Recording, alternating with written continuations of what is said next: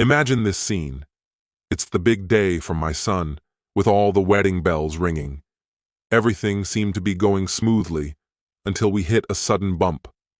Out of the blue, the bride comes over, gets real close, and with a voice dripping in ice, she tells me, "Leave this place and never come back. You're not welcome here." I just kept it together and replied, "Sure thing, but I'm not leaving on my own." Her face went from super confident to totally shocked when she realized who was leaving with me, turning the place into a madhouse. But let's rewind to where this saga began. It was a chill afternoon in March over in Portland. I was tinkering with some plans for a new drainage system in the yard. Retirement life was doing wonders for me, far from the rat race of meeting constant deadlines. I was loving every bit of it, focusing on gardens rather than high-rises. That's when the doorbell rang. Not once, not twice, but insistently. I figured it might be a neighbor, but to my surprise, there stood Rufus, my son, looking like he'd won the lottery. Beside him, there was a woman gripping his arm as if they'd been engaged forever. "Dad, we're getting married!" Rufus beamed out before I could even welcome them in. No warning, no let-up, just a whirlwind. It took a beat, but I finally managed, "Well, come on in. This is quite the surprise." Rufus was practically bouncing with glee as they entered. "When it's right, you just know," he claimed. The woman extended her hand, introducing herself. "Celeste Morgan. Heard so much about you, Mr. Boyd. Rufus tells me you designed all the notable buildings here in Portland." Her handshake was firm, and she came across as confident as her pricey manicure suggested. I chuckled, downplaying it. "More functional than notable, honestly. Just call me Delbert." She flashed a smile and looked around, taking in every detail from the crown molding to the walnut staircase with the practiced eye of someone who truly gets it. "The craftsmanship here, it's extraordinary. You just don't come by it these days," she observed, appraising its worth. "Built in 1923, I mentioned, watching her absorb it like she was evaluating a piece of history. We moved over to the living room. Coffee was needed, and while it brewed, I could hear her chat about real estate, square footage, all very professional, very businesslike. Her tone reminded me of those meetings with contractors who see beauty as profit. Once I returned with the coffee, I decided to stir the pot. "So, how'd you two meet?" Rufus launched into the story of their first encounter, some networking do, both in the property scene, gave it all a cinematic flair. Celeste chimed in with specifics. "I'm involved in high net worth asset management, real estate portfolios, you know the drill," she said, throwing high net worth around like it was a theme song. She admired Rufus for his ethical development, which had captured her interest. I asked her about her roots. With flair, she said, "From Seattle originally, but we're more about future moves." Then she swung the conversation my way. "Rufus has told me great stories about you. Architect, widower, creator of this amazing house. Clearly his talents run in the family." The flattery felt a tad too polished for my taste. Then Rufus brought out some documents, explaining, "Actually, Dad, Celeste suggested a prenup. Really forward-thinking, and here it is." He handed it over like it was a trophy. I took my time to get my reading glasses, thumbing through the pages filled with legal jargon. "Pretty comprehensive," I murmured. Celeste elaborated, "My attorney drafted it. It protects both sides, you see. Marriage is a partnership, and solid partnerships have clear outlines. Makes sense, right, Delbert?" Flipping through the pages, I stumbled upon a few intriguing clauses. Clause 7 really grabbed my attention. Any family assets gotten during the marriage would be split evenly. That's not just their assets, but the whole family's. And then, Clause 12 basically turned an inheritance into joint property after being married for a year. Curious, I asked, "Did Rufus have another lawyer give this a look?" Rufus quickly chimed in, "Dad, It's fair. But I interrupted softly. Just making sure, son. Big contracts always need multiple opinions. Rufus seemed a bit caught off guard, and Celeste smoothly placed her hand on his arm, drawing his attention to her. Would you like to see the rest of the house? She asked me. I've always been a sucker for the architecture of that era, so I was excited for the tour. We walked through different rooms, and she snapped photos of the fancy crown molding, saying they were for ideas. But honestly, her shots captured way more than just the design. When we got to the master bedroom, she paused by the window with a view of the garden. This house is pretty big for just one person, she mentioned. Have you thought about what'll happen to it in the future? It was quite the loaded question. I said that eventually was quite some time away. She smiled, saying she was just hinting at the importance of estate planning. Apparently, Rufus mentioned I hadn't updated my will in a while. Really now, did he? Suddenly my tone turned cold, and I told her that's a personal matter between Rufus and me. She shifted the topic smoothly, saying families should discuss these topics to avoid issues later. I shot back that I prefer to prevent misunderstandings now. Back downstairs, Rufus checked his watch and said we'd need to leave soon for a reservation at 6 Dow. At the door, Celeste hugged me with a calculated warmth and whispered, I'll take good care of him. She added, and I'm thrilled about us becoming family, with a little extra emphasis on family that carried a possessive note. After they left, I stood in the doorway holding the prenup agreement. My mind was buzzing with little red flags, like the ones you notice during a house inspection. That diamond bracelet she wore? Definitely at least 3 carats, much more than what a 6-month consultant's salary could afford. Her designer bag, deep knowledge of inheritance law, her curiosity about my will came long before asking about my favorite foods or hobbies. I went to my study, spread the contract out on my desk, and started making notes. I circled Clause 12, underlined Clause 7, and jotted down a lone word in the margin. Why? In the weeks following, I was trapped in a monotonous cycle. Rufus kept calling, and every conversation revolved around the wedding, where it'd be, who'd be invited, what colors they'd pick. I played the role of the supportive dad, nodding and asking the right questions. Meanwhile, the prenup stayed tucked away in my desk. Rufus asked a few times if I'd read it, and I always brushed it off, saying I was still going over the details. The truth is, though, I'd already read it 17 times. Each read brought up new concerns hidden in the legal jargon. But it's hard to sway a son who's head over heels with just gut feelings. April came around, unusually warm. An old buddy, Robert Chen, called me, wanting to meet for lunch downtown. He needed advice on retiring, moving from active practice to consulting. I agreed to meet. The restaurant he chose, Cascade Room, is a renovated warehouse spot in the Pearl District. I, per usual, arrived 15 minutes early, a habit from years of client meetings. The hostess seated me near a window with lovely natural lighting. I browsed the menu, pondering if Robert would be late as usual, when something across the room caught my eye. I looked up, and time just seemed to stop. So there was Celeste, kind of tucked away at a corner table, half hidden behind this ornate column. Right next to her was this guy in a sharp, high-end suit, early 40s, dark hair, oozing confidence. The way they acted, it was like they were broadcasting just how close they were. She was leaning over, hand resting on top of his, while he traced circles on her wrist, like he'd done it countless times before. A part of me wanted to leap up and confront them immediately. I was almost ready to shove my chair back and march over when my practical side stepped in.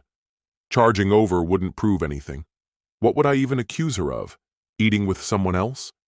She'd have a ready-made excuse. Business catch-up, an old pal, sheer coincidence. I needed more than this one-off sighting. I needed evidence of something ongoing.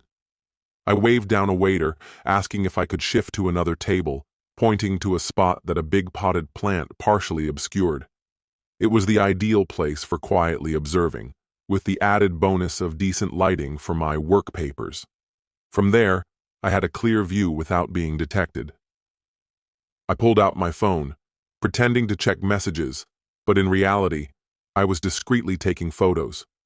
For the next 20 minutes, I watched them like I was examining blueprints, noting every little gesture, her fingers dancing along his arm, his hand grazing her cheek, the way they shared dessert, laughing over some private joke. When their waiter brought the bill, the guy paid without hesitation. This was no ordinary lunch. Even sitting a bit away, I could see multiple empty wine glasses and several dishes on their bill. They looked so comfortable together. It was obvious this wasn't a first or even second date. Their interaction spoke volumes of a well-established relationship. As they were about to part, she gave him a lingering peck on the cheek, whispered something that made her burst out in genuine laughter, not the rehearsed one she'd use at home, but a deep, real one. They left separately, clearly aware that keeping it low-key was essential. I lingered a few more minutes, paid my bill with cash, and strolled over to the parking area. I saw the man get into a sleek black Mercedes and grabbed a quick shot of the car, making sure the plate was visible. Then there's Robert Chen, who showed up a solid 20 minutes late, blaming traffic while apologizing non-stop. Our lunch conversation was pretty much a blur since my mind was all over the place, trying to piece together what this all meant and my next step. After lunch, my feet took me straight to Philip Taus's office. He's a journalist I've known for ages, thanks to some old Chamber of Commerce ties. I asked for a favor, stressing it needed to be low-key. Philip shot me a glance, the kind that says he knows quiet can spell trouble. I explained I just needed some info, whose car it was, nothing else. We've known each other long enough that he could read between the lines. Was it legal? Family drama, maybe? I needed some intel before making any moves. Philip leaned back, recalling how I'd once helped him dodge a financial fiasco during his house inspection, saying we were square as he took down the license plate. A few phone calls, and about half an hour later, Philip had the scoop. That car was registered to Daniel Kraus, a real estate guy from Premier Properties Northwest, dealing in deluxe properties, starting at about $2 million.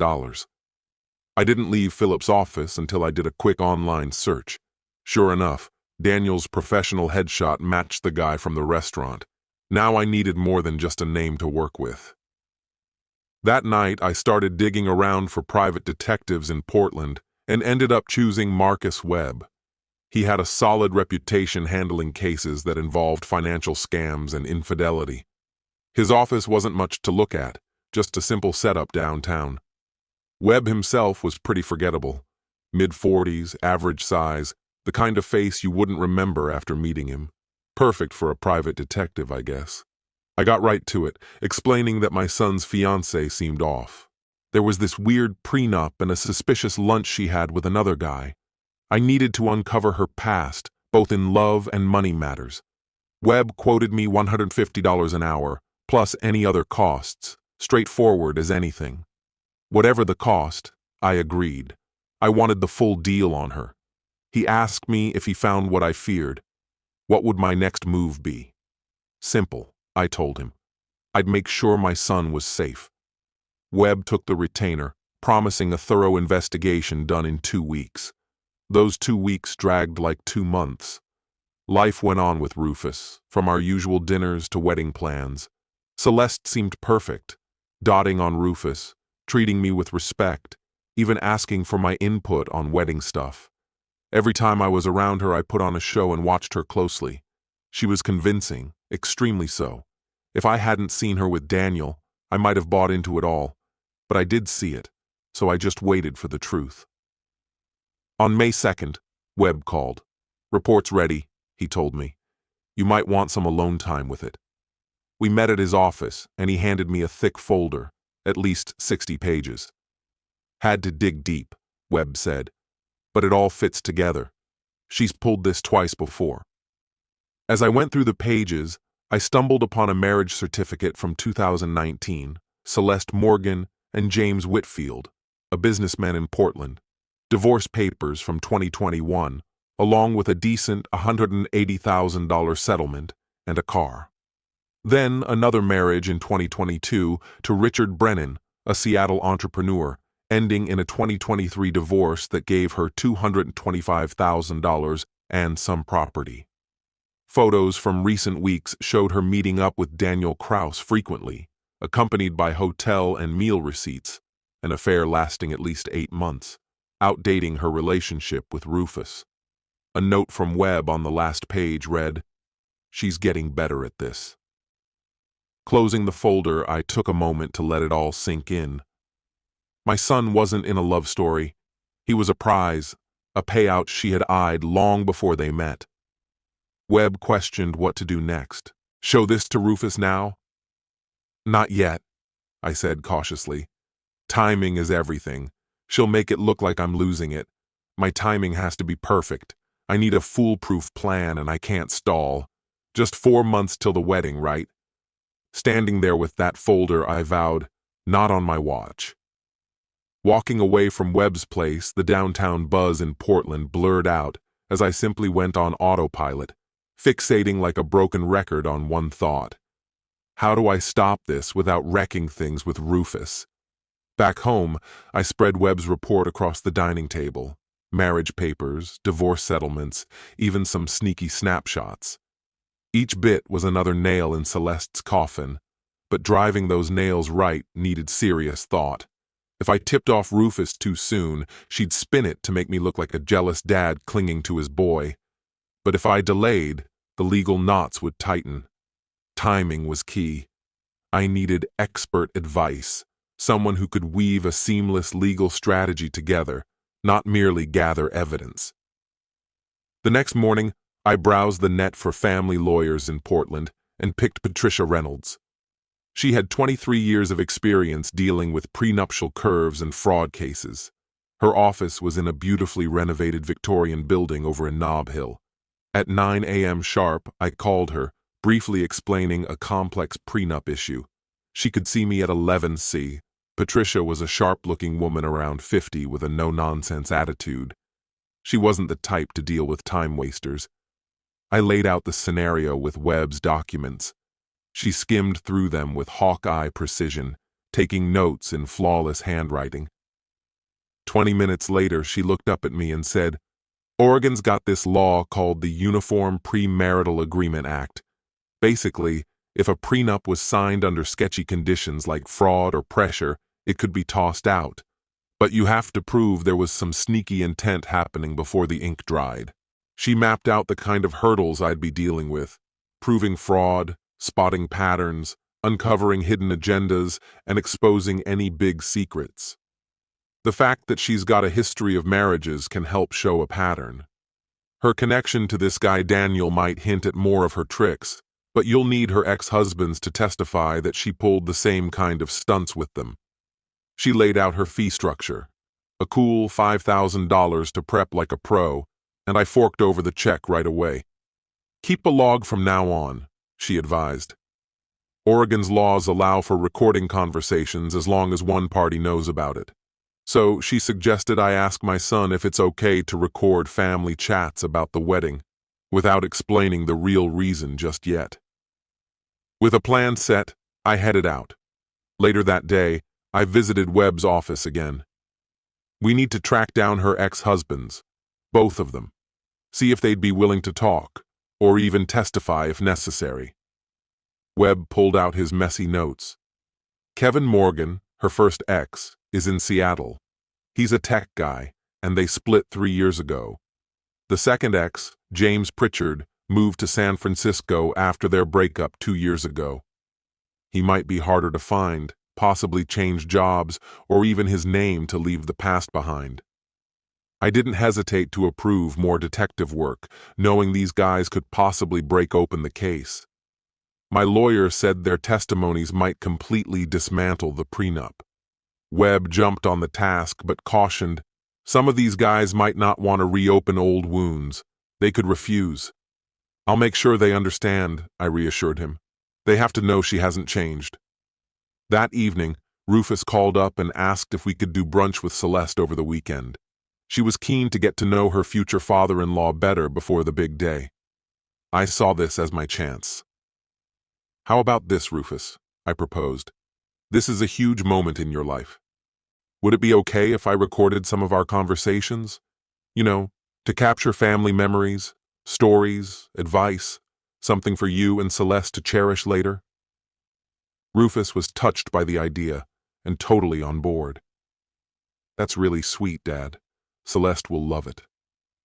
The next day I went out and got myself a fancy recorder, the kind journalists use. It's discreet, activates by voice, and can store up to 8 hours. I tested it out, and the sound quality was superb. Since Oregon lets you record talks as long as one person is in the know, I was just gathering evidence, no funny business. So here's how it all went down. I set up a secure folder on my computer, calling it Family Archive 2025, like hiding something important in plain sight, filled it up with all the crucial details, names, dates, everything important legally. Then Saturday rolled around, the day of the brunch. I stashed a portable recorder in my shirt pocket before Rufus and his fiancée Celeste showed up. Celeste comes in all charming, gives me a cheek peck, hands over some fancy pastries from a bakery, and throws a compliment about my gardening skills. As we're sipping coffee, the conversation naturally slides into, you guessed it, estate planning. Celeste starts it off nice and easy. Delbert, she says, Rufus mentioned your will hasn't been updated since his mom passed away. It's been a good 8 years. Laws change, taxes too. Have you thought about updating it? Feigning a bit of uncertainty, I appreciated her concern. I probably should, I admitted, expressing my difficulties with legal stuff, then added, Do you have experience with this? She got eager. Absolutely. I work with attorneys all the time in real estate. I can recommend someone. Or we could talk about family matters, all that's useful for planning ahead. Family planning? I echoed, choosing my words with care. You mean once you and Rufus are married? Exactly, she replied, bringing up pooled finances, shared resources, and stuff along those lines. Rufus, blissfully unaware, chimes in, That's probably true, Dad. Celeste gets finances way better than either of us. Still acting a bit puzzled, I probe. So, what's the plan exactly? Celeste's smile grows a little sharper. Just being open, she says. Understanding what you have, how it's all arranged, and figuring out succession plans. It's how you avoid family drama later on. Her mention of later caught me off guard. She was already picturing things without me. I'll think about it, I replied. After they left, I quickly uploaded the recording, highlighting key phrases, combined household, shared finances, succession plans. This wasn't just about marriage. It was an attempted takeover. Over the next weeks, Celeste ramps things up, regularly reaching out, supposedly for my take on wedding stuff. But somehow conversations always loop back to my assets. This house is enormous, she'd comment. Ever considered downsizing? Rufus and I could buy it at a fair price. Something more manageable for you. Another time, she was probing into my life insurance, asking, You've got solid coverage, right? Obviously, Rufus should be the beneficiary. Planned it out all correctly? Her hints got more blatant. I kept recording, playing the clueless older guy. You're so thoughtful, I'd say, acting pleased. On the inside, though, I was picking apart her tactics. She was fast-tracking things, angling for legal bindings before the wedding. Why the rush? My own sleuthing revealed she was under strain from some guy named Daniel Kraus. Things were rocky with him due to her long-term play with Rufus. She was balancing 2 dudes and the pressure was showing. She started slipping. Perfect timing. About 2 weeks in, I turned the spare room into my command center. Got myself a corkboard, a bunch of colored pins, index cards, and a string roll. plopped Celeste's engagement pic right in the middle. On the left, the timeline with Rufus. On the right, her previous marriages to Kevin Morgan and James Pritchard. Up top, financial motives and targets. Below, legal strategies, all linked with strings and cards. Seeing it all mapped out like this made it clearer. I snapped photos of the board daily, recording any changes. One evening in my makeshift HQ, I hit play on the latest recording of Celeste digging into my finances. That's when it hit me, a frosty wave of anger I hadn't let surface until then. She casually dropped, "You're 62, as if ticking off years left on my clock. Most people avoid talking about a parent's passing, not her." She dove right in, while Rufus, poor kid, just nodded, thinking she was being smart. He missed what I heard, the calculation, the timeline. She wasn't in it for love or marriage. She had a plan, but not while I was still around. 3 more weeks of acting cool before I'd make my move. For the next 3 weeks, I kept recording our talks. We'd cover things like estate planning and merging properties, and she'd calculate my lifespan like it was all business for her. Every recording just built up my growing file. With Patricia Reynolds guiding me, each meeting with Celeste fortified our legal case. Then Webb got in touch. "I've found Kevin Morgan. He's in Seattle, works in tech consulting, split from Celeste 3 years ago. I mentioned her current engagement during our dig." Webb paused, silence between us. Then Kevin asked if her new guy had kids. Webb paused, then said, "I told him he had a grown son." Kevin said, "Let the father know I'll speak to him directly." He wanted to talk to me, not just some investigator. So there I was, one Thursday morning in June, driving up to Seattle. Interstate 5 stretched out, lined with evergreen trees and familiar sights from past business trips.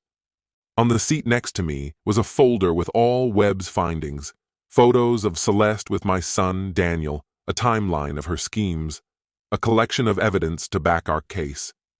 Kevin picked out a low-key cafe over in Capitol Hill that's famous around the neighborhood for its great coffee and snug booths. I made sure to get there a good half-hour early, grabbed a seat with a clear view of the entrance, and waited. Kevin showed up right on the dot, looking about average in height and wearing business casual, though you could tell he was on his guard. Webb had given me his picture, so he was easy to spot. I got up, held out my hand, and greeted him. "Mr. Morgan, I'm Delbert Boyd. Thanks for seeing me." He shook my hand, gave me a quick once-over, and then sat down. The first thing Kevin asked was about my son's fiancée, whom he knew through my investigator. "How old is he?" he inquired. 37, I replied. Kevin kind of flinched at that. At 37, a guy's got some assets, but still young enough to recover if things go south. "I was 39 when I first met her," he told me. I ordered some coffees for both of us, not pushing him to talk, but instead asking, "So how are you doing 3 years after it all went down?" Kevin seemed to relax with the change of topic. "Better," he said, explaining how he rebuilt his consulting business after losing a major client thanks to the divorce. She made it sound like she was a partner in my business in the legal papers, even though she never really worked there. It took 2 years financially to bounce back. Emotionally, that's still a work in progress. His honesty cut through the awkward atmosphere, and I said, "I'm trying to keep my son from going through what you did. That's why I'm here, not just for legal defense, but to really understand the situation." Kevin nodded, mulling over what I'd said. "You're up against a pro. She's a seasoned expert in this game. It's not just some random scam." For the next hour, Kevin went through their entire relationship. He first spotted Celeste at a networking event, strategically placing herself near the influential people there. She had done her homework, knew details about his business, and impressed him with smart questions about cloud infrastructure. It seemed she was interested in his work, not just his money. At least that's what he thought. Their romance moved fast. She mirrored his interests and took him out to fancy places. 4 months in, she proposed engagement, saying, "When you know, you know." Her confidence felt refreshing, especially after past relationships that had been cautious and distant. Then, there was the prenuptial agreement that she explained thoroughly. She claimed past hurt and wanted things clear legally to protect them both. It seemed reasonable. Any assets acquired together would be split 50-50. What Kevin didn't realize was the clause that meant any family inheritance or gifts received during their marriage would be shared. When Kevin's dad passed away 8 months into the marriage, leaving him $150,000 and a treasured car collection, Celeste had an automatic claim thanks to the prenup. Their marriage didn't last beyond 18 months. After the wedding, Celeste became distant, critical, and demanding, ending up having an affair with a real estate investor. Once Kevin found hotel receipts and confronted her, she filed for divorce quickly. Her lawyer took no prisoners, while Kevin's wasn't up to the task. The divorce ended up costing him $180,000, the car collection, and a third of his business. Even though his voice stayed steady while talking, you could tell how he felt by the slight tremble in his hands around the coffee cup. She'd played him perfectly, waiting until everything was settled with his father's estate before making her move. It was all part of her plan from the beginning. I shared the information I had, Webb's report and recordings of my chats with Celeste, hoping it would be useful for both of us in sorting through this mess. As Kevin looked over the papers, it started making sense. There was a pattern emerging. "Look at this," he pointed out. "Family resource consolidation." She used that exact phrase before. It's like she has a script. He noticed a photo of Celeste with someone called Daniel Kraus. Different guy, same tactics. She always had a backup in line, ready to move on to the next person as soon as the current one was used up. I decided to put the question out there. Would you be okay with giving a written statement? Maybe even testify if needed to get rid of that prenup my son has with her? Kevin didn't hesitate for a second. "Definitely," he said. "I should have spoken up when the investigator questioned me after she remarried. The guilt's been gnawing at me. I wish I had warned him." I gently interrupted him. "You're warning me now. That's what counts." We sat together creating a statement on his laptop. It laid out a precise timeline, her manipulation tricks, and the financial outcomes, all fitting the same pattern. Kevin signed it and handed over his contact info. "Reach out anytime. I'm here to help. She can't keep getting away with this." Before we wrapped up, Kevin shared one more insight. "Your son might not believe you right away. I probably wouldn't have if someone had tried to warn me. She's skilled at creating a different reality. She'll have a story for everything. That guy, just a business associate, past marriages, ended amicably. Your doubts, just a father's overprotective instinct." I nodded, fully aware of this fear. It was already unfolding. Rufus had been distant, bailing on our regular dinners with all sorts of excuses. She was pulling the strings. Kevin looked at me seriously. "Classic move. Isolate the target from their support network, particularly the skeptics. Timing matters. Present him with solid proof when he's unable to ignore it. Not bit by bit, but in one undeniable blow." I took his advice to heart. That's my plan, to lay it all out at once. Rufus won't be able to talk his way out of it. Kevin stood up and shook my hand firmly. "Save your son. I wish someone had done the same for me." With his statement secured in a folder by my side, I drove back to Portland, starting to feel like the tide was turning. What were once vague patterns were now backed by someone's testimony. Just as I crossed into Oregon, I got a text from Rufus. "Dad, sorry to bail on Sunday dinner again. Wedding stuff is crazy right now. Celeste wants to lock in the venue this weekend. Catch you next time." It was the third time in just 4 weeks that he'd bailed. Just like Kevin had warned, she was gradually isolating him, making each excuse sound reasonable, but altogether it was clear she was cutting him off from me. I texted him back, "No worries, son. Just let me know when you're free." But as I sat in traffic, I felt the clock ticking. The wedding was 10 weeks away. Celeste was ramping things up, tightening her hold on Rufus. My evidence collection was thorough but slow. Could I gather everything I needed before the wedding, before Rufus was legally caught up in this? Back at my makeshift office, I added Kevin's statement to the growing stack of evidence and pinned it up on the board, connecting the dots to Celeste's current schemes with red string. The pattern was glaringly obvious now. She had pulled this off on multiple people. However, gathering evidence and getting Rufus to see the truth were two separate battles. After my meeting in Seattle, Rufus called to reschedule dinner. "Celeste needs my help picking a venue," he'd said. The following Sunday, it was a late photographer meeting. Then more excuses followed. "Sorry, Dad. Wedding planning's overwhelming. We'll hang out soon." 3 Sundays in a row, our long-standing tradition, even across his college years, was now broken. She was doing exactly what Kevin had warned about, isolating him gradually. By mid-July, I realized she had an inkling of what was happening. Maybe I'd slipped up, or maybe her instincts were on high alert. Whatever the case, she was working to neutralize me. On Wednesday evening, as I was preparing dinner, the phone rang. Rufus sounded tense, not like himself. "Dad, we need to talk. Celeste feels, well, I've been rethinking our relationship." Instantly, alarms went off in my head. I kept my tone steady. "What about it? You've seemed a little distant." Apparently, I'd started asking peculiar questions. That's what Celeste noticed whenever I'd talk to her. She thinks it's all because I don't trust her. I started to panic.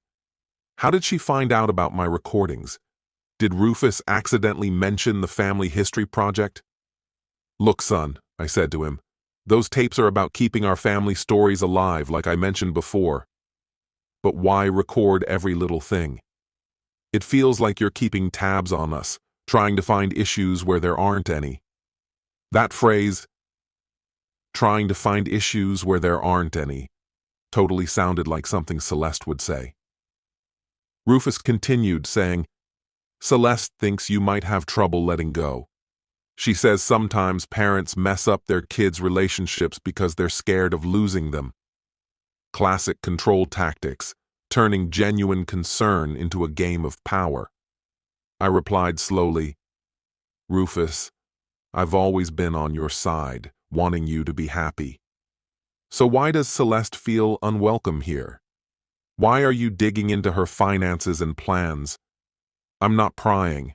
I just talk about what she mentions. She feels you twist her words, making innocent answers look suspicious."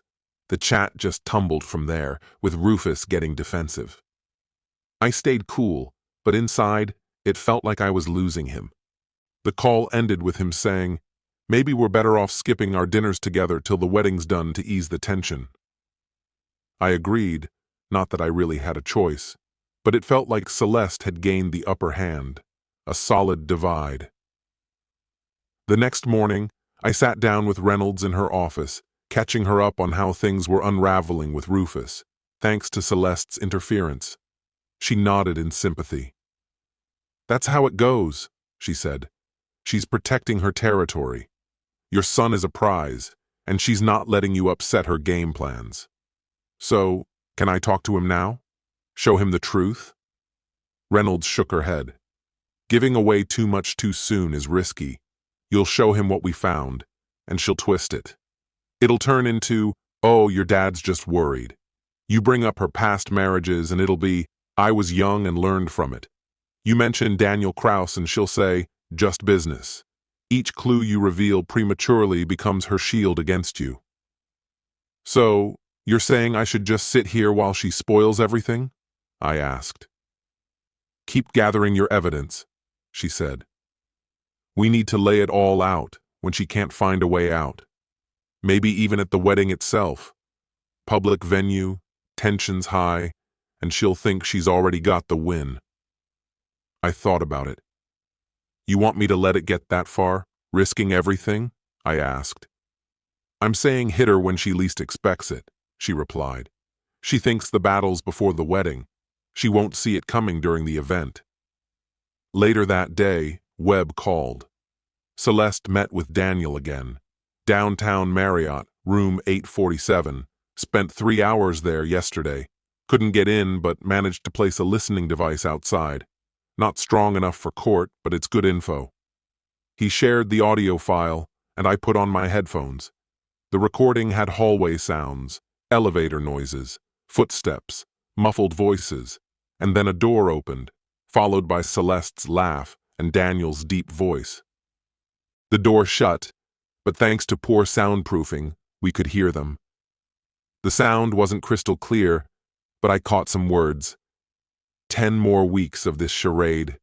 8 weddings on August 16th. After that, things pick up, and the father's a nuisance. No worries, I've isolated the son. The old man can think whatever he wants, but Rufus won't trust him. I heard the clinking of ice in a glass.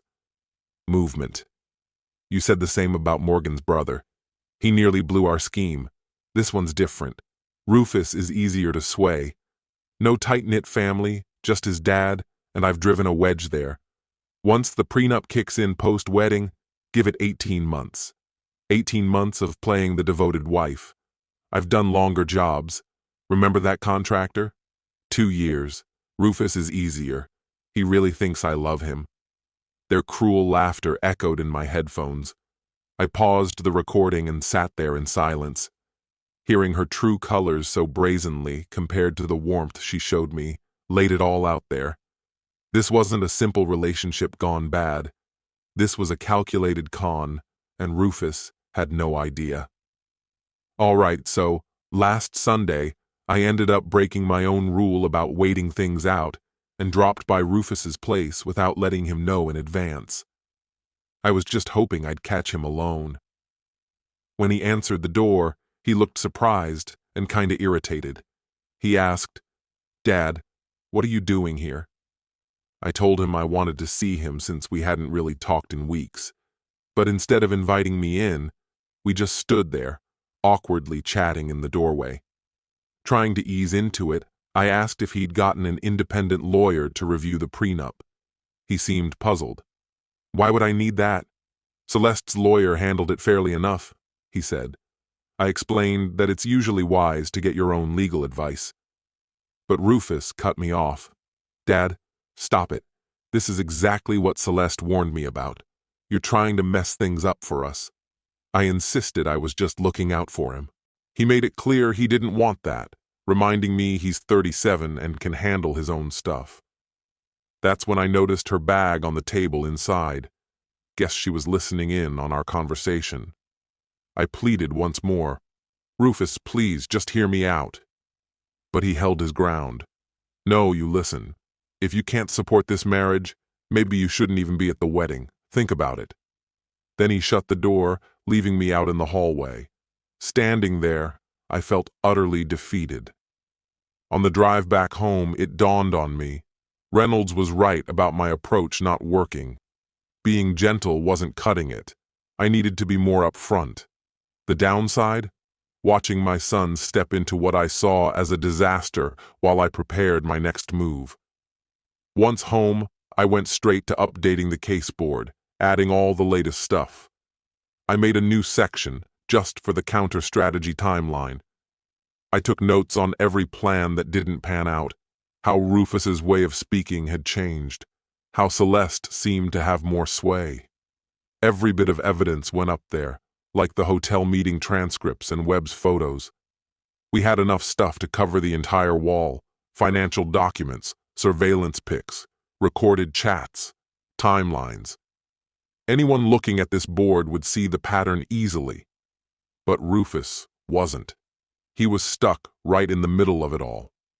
Staring at that board was like studying a complicated blueprint. The foundation was set with all the legal aspects thanks to Reynolds, support from Kevin, evidence from Webb, and records of the manipulations. But I realized timing was everything. If I acted too soon, things might crumble. Wait too long, and Rufus might get trapped legally. The wedding was marked for August 16th, just 8 weeks away. It felt like a countdown. So, I decided, let Celeste believe she'd outsmarted me, play the role of the resigned dad, and let her relax. Then, come the wedding, when she feels invincible and victorious, I'd drop the bomb. No warnings, no leniency, full-on exposure. Late July crept into early August without a word from Rufus. No calls, no messages. I stayed on track, resisting any urge to reach out. Let her feel like she's won and get complacent. Meanwhile, behind the scenes, the work continued. Webb wrapped up his last surveillance reports. Turns out, Celeste and Daniel met 4 times over 10 days as the wedding approached. Their meetups included hotels, upscale restaurants, and Daniel's waterfront condo for long afternoons. It was all documented, with photos making the timeline unmistakable. They were confident, already scheming about life after the wedding. Patricia Reynolds had the evidence all sorted into a legal case. Testimonies, financial info, surveillance, the whole 9 yards. Any judge would be convinced, she said. But she reminded me, your audience is your son, not a courtroom. Arrange the material to hit emotionally, not just legally. 2 weeks before the wedding, I felt ready. Then, out of nowhere, my phone rang. It was a Wednesday evening, August 6th, and I was deep in the command center organizing evidence packets when I saw Rufus's name pop up on my screen. First time I'd heard from him in 3 weeks. "Dad," he said, sounding unsure, maybe even a little embarrassed. "Hey, son." Silence stretched between us until he finally said, "The wedding's Saturday. I know things have been weird lately, but you're still my dad. I want you there." I played my hand with care. "Is Celeste okay with me showing up?" I asked.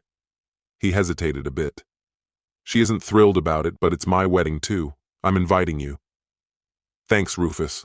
I'll be there," I assured him. "Seriously? I thought you might—" "Rufus, I've always wanted what's best for you." We then fell into an awkward quiet. It seemed like he had more on his mind but couldn't find the words. Eventually, he told me the wedding's at 3 p.m. at Brookside Country Club, with the reception immediately afterwards. He added, "If things get weird, you can leave whenever you need to." "I'll stay as long as needed," I reassured him. "But there's something important I need to talk to you about at the wedding. Can you carve out some time for me, before or after the ceremony?" "It's up to you." He questioned, "Important? Like how?" I replied, "It's about your future, your marriage, something you really need to know." I sensed a hint of defensiveness creeping back in his voice. "If this is another dig at Celeste," he began. I stopped him right there. "It's just information for you to decide on. All I ask is you hear me out." "Okay," he said, albeit hesitantly. "A quick chat after the ceremony." "That's all I need," I affirmed. After we hung up, I sat there, trying to process it all. That Rufus reached out, even if Celeste wasn't all for it, hinted that maybe she didn't have complete control. It showed me he still valued our relationship, that he still wanted his dad in his life. It made the situation emotionally more complicated. Telling him the truth would likely break his heart, but staying silent would be even worse. When August arrived, I began organizing all the information I had into a clear presentation. I assembled 3 identical packets, one for Rufus, a backup for Reynolds in case things turned legal, and one for myself. Each packet was neatly sorted by date and divided into several sections. First section, background info, Kevin Morgan's written statement, and records from her past marriages with financial details. I searched for patterns. The second section included proof of current deceit, photographs of Celeste with Daniel over the last 3 months, hotel receipts, a timeline of their get-togethers during Rufus's engagement with her. The third section detailed evidence of manipulation. Transcripts of recorded conversations focused on financial inquiries, estate planning pressures, and tactics of isolation. The fourth section? The ultimate proof, a transcript of Celeste and Daniel in a hotel hallway discussing timelines, financial calculations, completely aware of their plan. The fifth section was a legal analysis by Reynolds about the prenuptial agreement, indicators of fraud, and potential reasons for annulment. I marked each section with colored tabs and highlighted important details. This wasn't just any presentation. It was meticulously organized to form a logical, undeniable argument. I placed these packets in professional folders marked simply, "The Truth About Celeste Morgan," and locked away 2 for safekeeping, keeping one ready for the wedding day. I also backed up everything on an encrypted USB drive, just in case something happened to the physical copies, I'd have the digital evidence. On August 8th, I met with Reynolds one last time before the big reveal. She reviewed the evidence packets and called them explosive, then moved on to logistics. "Revealing this at the wedding's risky," she pointed out. "Rufus might be defensive, and Celeste will likely try to twist the story. You need to present it all at once without interference from her." "What's your plan?" I asked her advice. "Try catching him alone right after the ceremony if possible," she suggested. "Ensure it's just you two with all the evidence handy." She paused. "So, what's your plan to get him away?" "A plan to get him away?" I repeated. "Yeah," she said. "Once you tell him, he'll need space from Celeste to process it all. She'll want to keep him close and muddy the waters. You need a safe spot for him to go, your home, a hotel, somewhere she can't reach." I hadn't thought of that. "My place," I resolved. "I'll make sure he comes home with me so we can talk it over."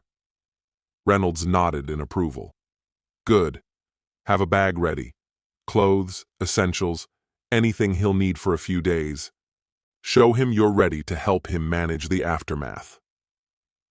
By August 10th, Webb had wrapped up his investigation and handed over his final findings. The last photos in his report showed Celeste and Daniel locked in conversation at a waterfront location just a few days before the wedding. Judging by their body language, it seemed like they were hashing out some post-wedding plans. Celeste looked stressed, while Daniel appeared to be soothing her. The wedding was just around the corner, and the pressure was mounting. Webb also shared some financial insights. I took a closer look at Daniel's recent transactions through a source and discovered he's paying for all their hotel stays, the fancy dinners, and even bought some expensive jewelry she won't wear when she's with Rufus. "He's got a lot invested in this situation," Webb said. "This gave me a fresh perspective. In a sense, Daniel was also a victim, albeit willingly. He was fully aware of what was happening with Rufus. The recording showed his involvement." Webb shook my hand and said, "Good luck. This has been one of the most rewarding cases I've worked on." So here we are, taking the story forward. It's a few days before Rufus's wedding, and things are buzzing. On the evening of August 12th, while I was deep into reviewing evidence, my phone rang. It was Rufus. He was reminding me, once again, about his wedding at 3 p.m. at Brookside Country Club. He wanted to make doubly sure I'd be there. I assured him I wouldn't miss it. "Thanks, Dad," he said before hanging up. Once the room fell quiet again, I decided to write a letter to Rufus. He'd only open it if things hit rock bottom during the confrontation. In it, I laid out the whole investigation, the reasons, the hows and whys, and included an apology, perhaps not for my intentions, but for my tactics. I carefully placed that letter in my safety deposit box and left instructions with my attorney, just in case the worst unfolded. Fast forward to the evening of August 15th, the night before the confrontation. I prepared everything with a military level of precision. I laid out my suit, made sure the evidence folder was in order, and tested the small digital recorder I planned to carry in my pocket. I went over the key discussion points one last time and kept my dinner light so I wouldn't have any stomach issues. In my makeshift command center, I reviewed the evidence I'd pinned up. Months of investigation would unfold in mere minutes. I took pictures of the board on my phone for a visual record, then methodically took everything down, turning the space back into a regular guest bedroom. The physical evidence was stored away, but mentally, I was ready. Sleep eluded me that night as my mind raced with possible scenarios. Ideally, Rufus would instantly grasp the truth and leave with me, cutting ties with Celeste. Worst case, he'd stick with her and go through with the wedding. Likely, there'd be confusion or a gradual understanding over a few hours or days. I was prepared for anything, though I hoped for a swift realization. By dawn, I'd only managed a brief nap and dreamt about collapsing buildings and strong foundations. By 6 a.m., it was the wedding day. Morning came with the usual gray skies over Portland, suggesting rain that never materialized. I dressed carefully, a formal charcoal suit, crisp white shirt, conservative tie. The evidence folder slipped into my jacket didn't weigh much in physical terms, but it was loaded with significance. The recorder passed its final checks. The battery was full, memory clear, and voice activation set. I arrived at Brookside Country Club about 90 minutes before the event was due to start. I wanted to survey the setup, get a sense of the surroundings, and identify any secluded spots where I could talk to Rufus after the ceremony.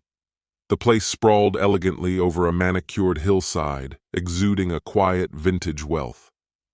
The parking lot began filling with expensive cars. Inside, it was organized chaos, florists adding final touches to arrangements, caterers prepping the reception room, and photographers adjusting their gear. I found a spot for the ceremony towards the back, settling into an aisle seat for a clear view. Guests started arriving more quickly on Celeste's side. They were unfamiliar faces, dressed to the nines. Rufus's side was sparser. You could tell she'd managed to corner him. In the crowd, I only spotted a few familiar faces, mostly work colleagues, not really any close pals. Soon enough, everything was on the move. The wedding party lined up, and the music signaled the start. Celeste appeared at the end of the aisle, looking undeniably stunning in a gown that probably cost a pretty penny. She floated toward Rufus with a confident grin, and I casually turned on the recorder hidden in my pocket. They went through their vows, love, honor, cherish, but each word from her felt like she'd practiced them a little too well. The rings were exchanged, and they were officially announced as husband and wife. The room burst into applause as they kissed. I stood there, knowing my son was about to walk into a trap with only a tiny window to help him see it. Next came the reception, which kicked off nearby with a lively cocktail hour. Champagne was pouring freely, and appetizers were making the rounds. I hung on the sidelines, steering clear of the drinks, just observing. Celeste hardly left Rufus's side, steering their conversations and effectively cutting off anyone who tried to approach him directly. It was classic controlling behavior. I mentally mapped out the venue, the main ballroom, side rooms we could duck into for private chats, exits if things got messy, and where the DJ booth was staged for speeches. I had a plan. I'd scoped out a perfect little spot earlier, a cozy library hidden off the main hallway. It was a quiet and nice place where I could shut the door, let the sunlight stream in through the windows, and get a good look at the documents I'd brought. Later, at the seated dinner part, I ended up at table 8, well away from the newlyweds who were at the head table, sitting pretty. It was a subtle snub, no doubt strategically placed by Celeste. As we dined, I kept an eye locked on her. She glowed, brimming with self-assurance, as if she'd claimed some sort of silent victory. As dessert wrapped up, the DJ announced we'd soon hear from the bride's parents, followed by the groom's dad. But before the speeches got underway, Celeste left the main table. She sauntered over to me, leaned in close, and whispered just loud enough for me to catch every word. Delbert, she greeted. I appreciate you. You did a great job raising Rufus. But you're done now. She studied my face for a reaction, but I stayed poker-faced. This is my family now, she continued. Rufus and I talked, and we need space, no interference. Best if you head out soon. You saw the important part. That's what matters. Keeping it cool, I said. Rufus wanted me to stay for the toasts. Her smile was a bit too sly as she replied. He asks for things when he's feeling all nostalgic, but I'm telling you what's best for him. Honestly, her voice chilled. You don't belong here, in our world. Go home. Don't come back. She straightened her gown. I just said, All right, Celeste. Her face bore a triumphant look. But I'll be leaving with someone. She hesitated, unsure. Leaving with someone? What's that supposed to mean? She questioned. You'll find out soon enough, I noted, my words throwing her off balance, and a dent in her self-surety popped up. Enjoy your party, Celeste, I added. Whatever's left of it. I stood up and moved towards the DJ booth, with Celeste fixating on me, her confusion turning to unease, yet she couldn't follow without drawing too much unwanted attention. I stepped up to the microphone as planned, making sure the room could see. 200 sets of eyes locked onto me. Rufus watched from his seat, expecting the typical heartfelt fatherly words, but Celeste was finally on edge. Thanks for joining us today. I'm Delbert Boyd, Rufus's father. I began to ground myself. People relaxed slightly, awaiting a standard toast, but I threw them a curveball. It's not a toast.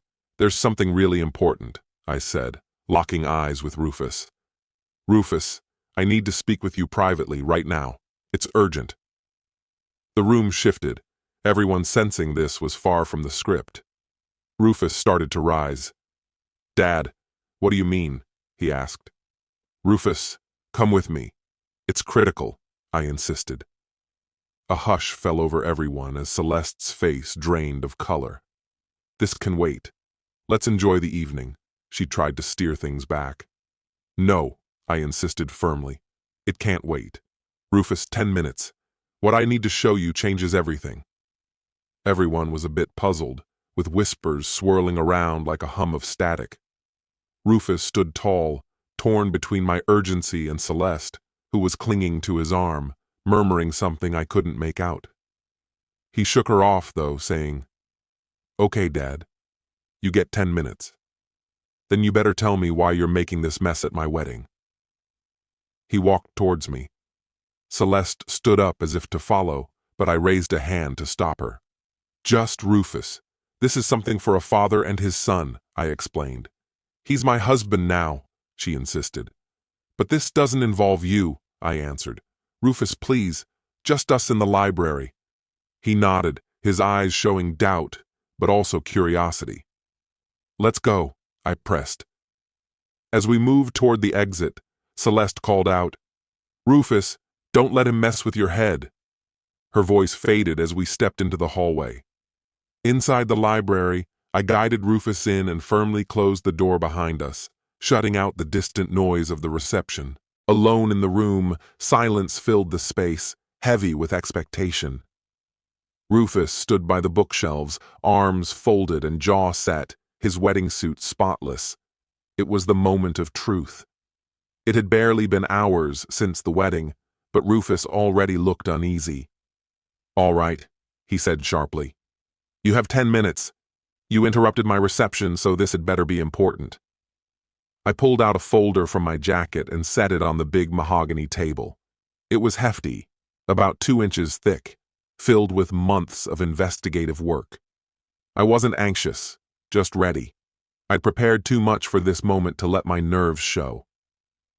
Before we start, you need to know everything in here is real. Not one thing is made up or twisted.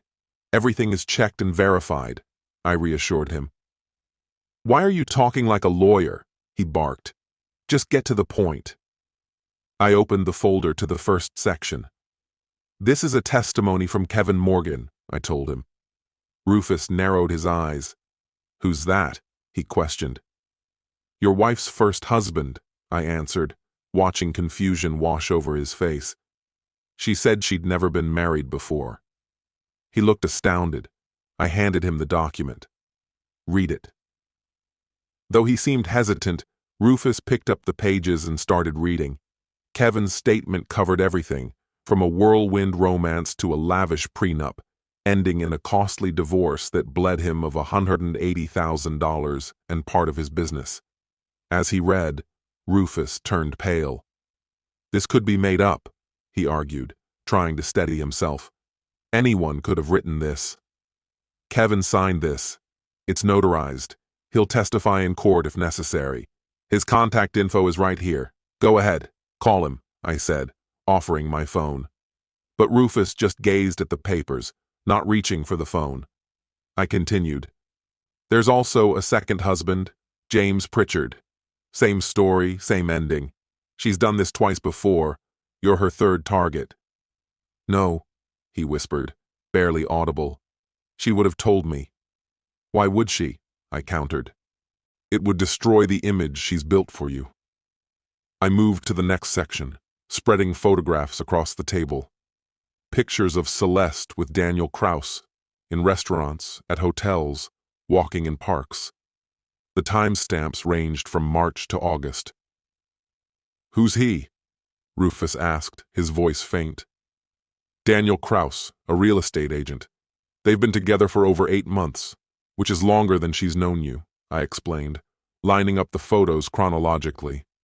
I showed him more pictures, a meeting in early March, a hotel encounter in April, at his condo in May, continuing up until a couple of weeks ago.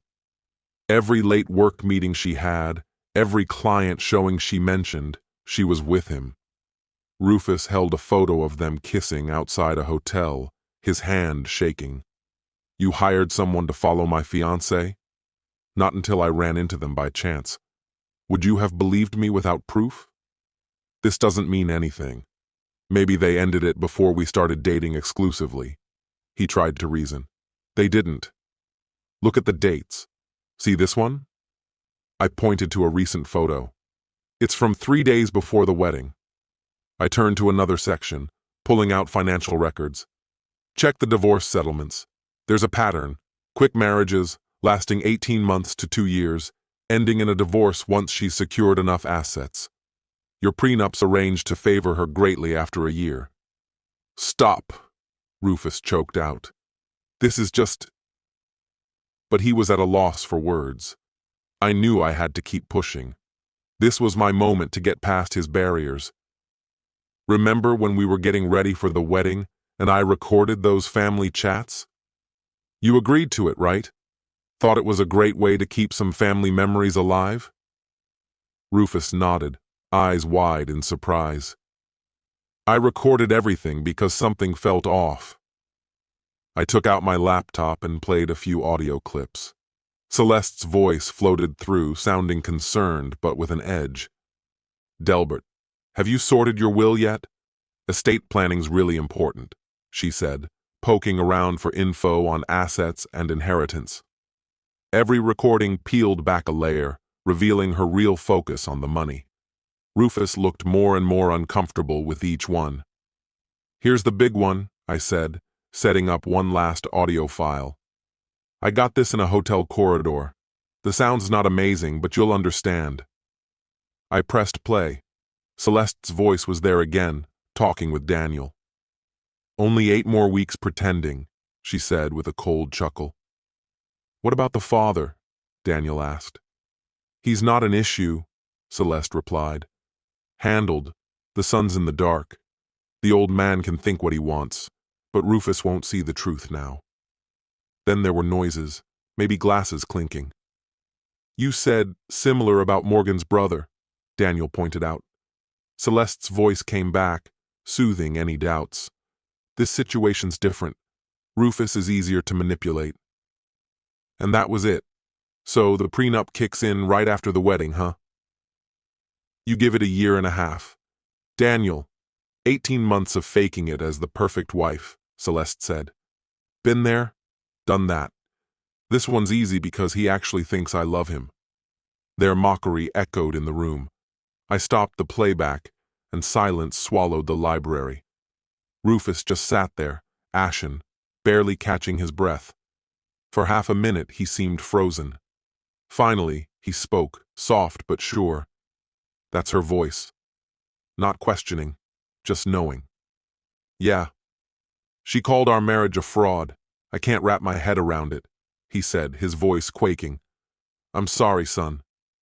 He shot to his feet, paced to the window, and stared out at the beautiful grounds where, not long ago, he'd said "I do" to the woman whose words now rattled in his mind. She'd said, "He actually believes I love him." I gently reminded him of the prenup. It's crafted to be entirely in her favor. Stick out the marriage for a year, and she gets 40% of whatever you've together built. It's all a front. Rufus stepped back from the window, his face now set with anger. So this was her game plan all along? Studying, targeting, playing the devoted girlfriend, pulling me away from you, and marrying me purely for money? Yes. What do I do now? He asked, his voice hollow. The first question's simple. Do you keep up the act at this fake celebration, or do you end it right now? He glanced at the closed door. On the other side, 200 guests waited, Celeste among them. The music was surely still playing. I'll end it, he first whispered, then said louder. I end it now. He moved to the door, threw it open, and marched toward the reception. I followed him, holding the folder. We both entered the room, making the music stop. The DJ noticed us. Conversations fell silent as everyone stared. Celeste was seated at the head table, relief washing over her face until she saw Rufus's expression. He approached her, stopping a few feet away, the tension thick. The wedding's over, Rufus declared, his voice carrying across the room. Gasps echoed, and Celeste went pale. Everyone out. This party's done. Sorry for the trouble, but this marriage has been a farce. Please go. He turned, heading back to the door. Celeste found her voice. Rufus, what did he tell you? Lies. The truth, Rufus said without turning. About Daniel, about the other marriages, and your plans for us? He's distorting everything, she shouted. Rufus paused and faced her. I heard it, your voice, laying it out, calling me a fool, laughing about thinking I wouldn't find out. Her face turned a ghostly white. It was out of context. What context makes 18 months of deceit okay? She had nothing. Just stop, Celeste. He faced the guests, all of them puzzled. Please leave. This is done. Celeste spun around, eyes blazing with fury, and yelled, You ruined my wedding! I'm going to sue you for harassment, slander, and invasion of privacy. Keeping my voice steady, I replied, Everything was done by the book. One-party consent, proper surveillance, and people volunteered the information. Even your lawyer will tell you that. You'll regret this. Both of you, she spat angrily. I'll see you in court. You won't get a dime, Rufus fired back. The prenup is void because of fraud. My team's already drafted the annulment papers. He strode out confidently, and I followed close behind. Behind us, chaos erupted like a firestorm, guests milling about, voices mingling in a blur of confusion. Celeste's angry shouts grew fainter as Rufus and I stepped into the cool night. Side by side, father and son, we climbed into the car and drove away from Brookside Country Club in complete silence.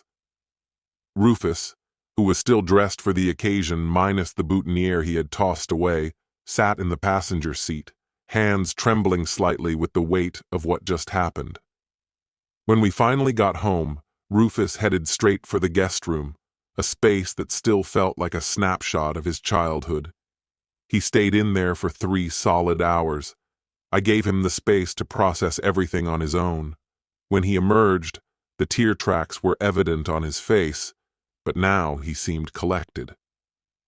What's next with all this legal stuff? He asked, his voice steady. That very night, we reached out to Patricia Reynolds. She arrived within the hour, her briefcase full of evidence that she spread out on my dining room table. Step by step, she walked Rufus through the legal aftermath as if outlining a crumbling future. 5 days on, a letter arrived from Celeste's legal team. Apparently, she was following through on her threat, demanding a hefty $1 million to compensate for her alleged emotional distress. Reynolds barely suppressed a smile when she read that. It was almost like a challenge she was eager to accept. A week after the wedding fiasco, we sat down with Reynolds again, the morning sunlight giving a sharp clarity to everything around us. We were gathered around a table that seemed more document than wood. Reynolds examined Celeste's lawsuit with that trademark calm, steady in explaining. Celeste's claim was that Rufus violated the prenup and, as a result, had left her an emotional wreck. It was a classic scare tactic, hoping to nudge Rufus toward an out-of-court settlement. Rufus, looking like he hadn't slept for a week straight, asked nervously if Celeste could actually win. "Not a chance," Reynolds reassured him. The prenup? Useless, because her version was grounded in lies. We had it all boxed up in tidy folders thanks to Rufus's dad. Still, going to trial meant laying everything bare for the public to see.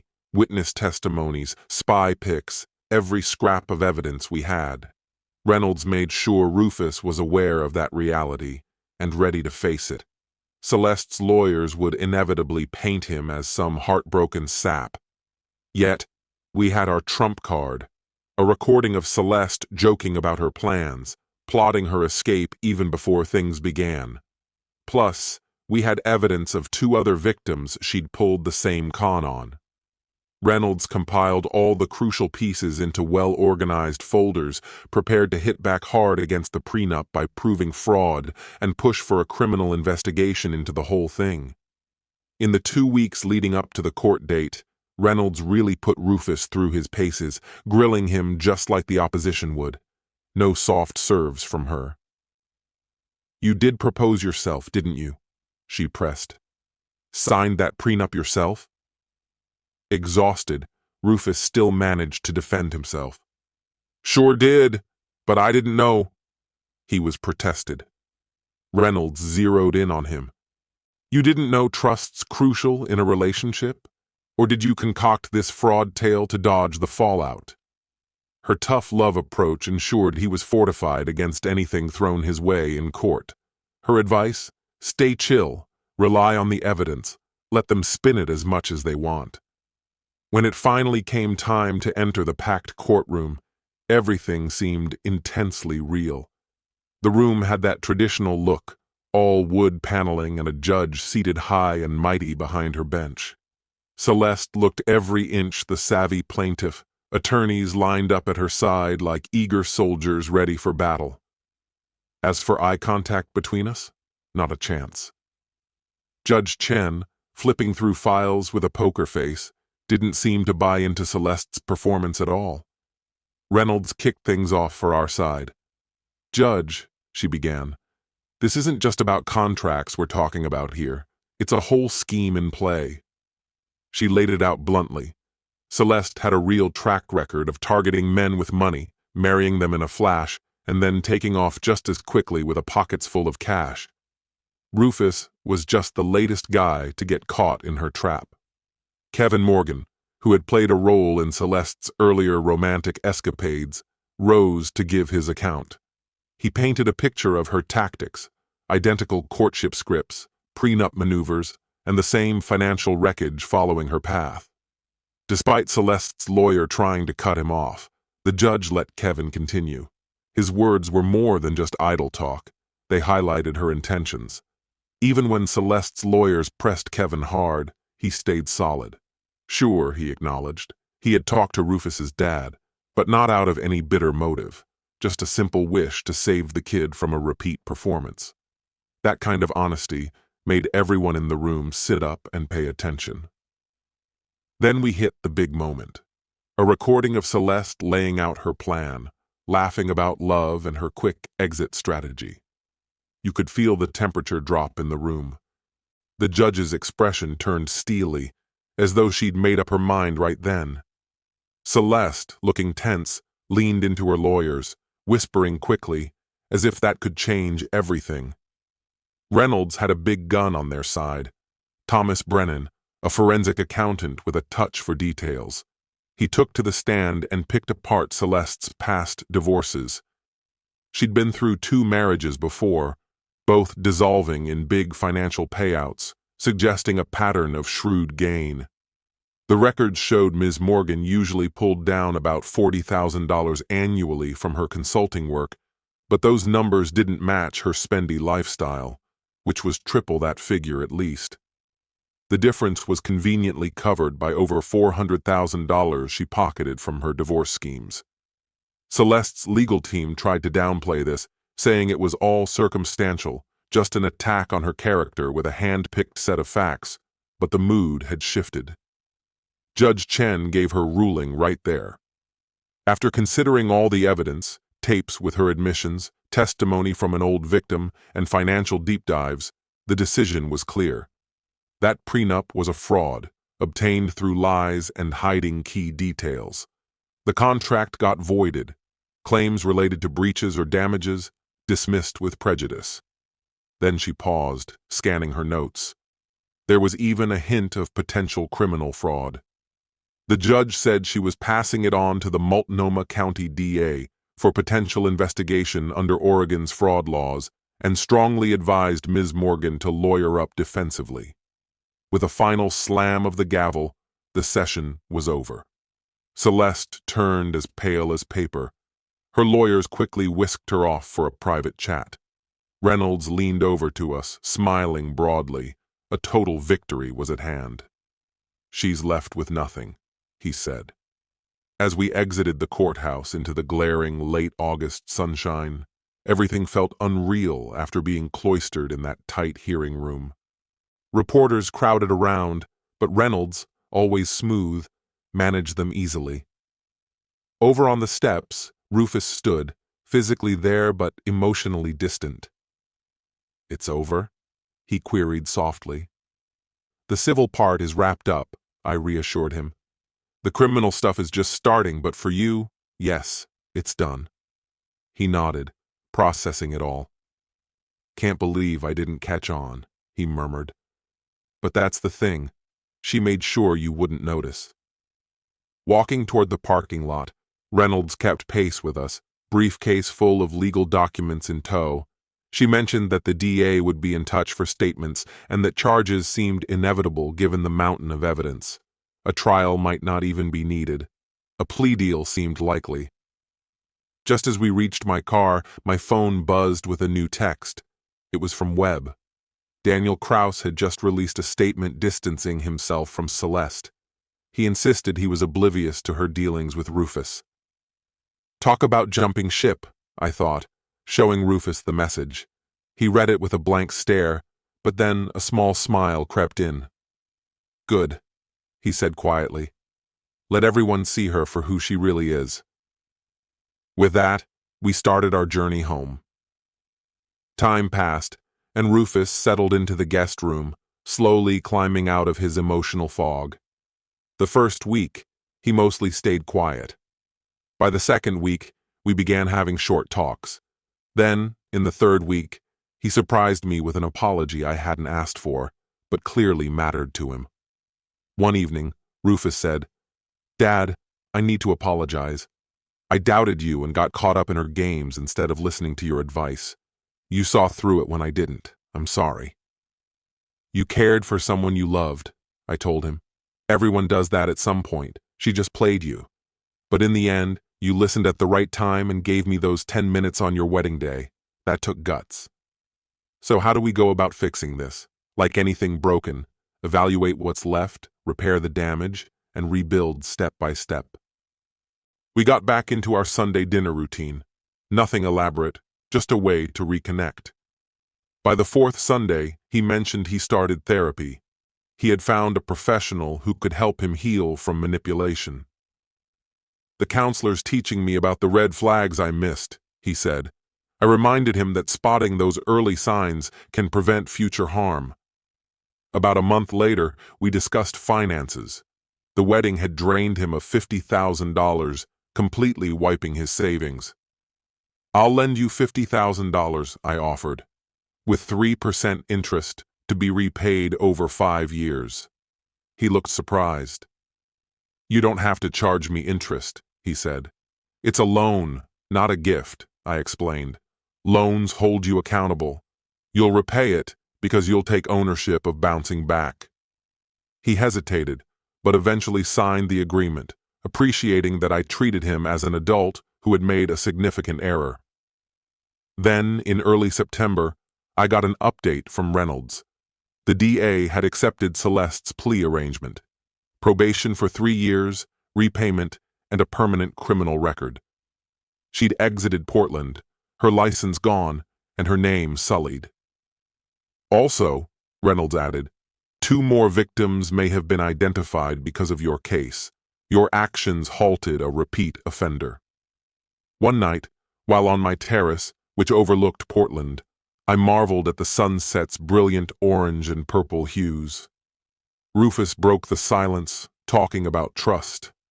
"I gave her my trust without questioning," he confessed. "Now I constantly worry. Neither extreme is healthy." I nodded, agreeing. Trust is important, but verifying is more vital. Accept, but also confirm. It's key to see if people's actions align with their words. Celeste sounded flawless, Rufus went on, but her actions painted another story, like checking a blueprint. The design might be stunning, yet you still need to verify the calculations. I smiled. That's your architect father in you speaking. A genuine grin spread across his face for the first time in a long while. "I'm thankful," he said. "Not everyone has a father who can put together a strong case for them. Some do. They just need to recognize the help when it's right in front of them." He paused, reflecting. "I get it now." As we stood there in comfortable silence, watching the sun sink below the horizon, it felt like we'd turned a corner. We'd fixed our relationship, justice had been met, and we were ready for whatever came next. The builder's job was finished.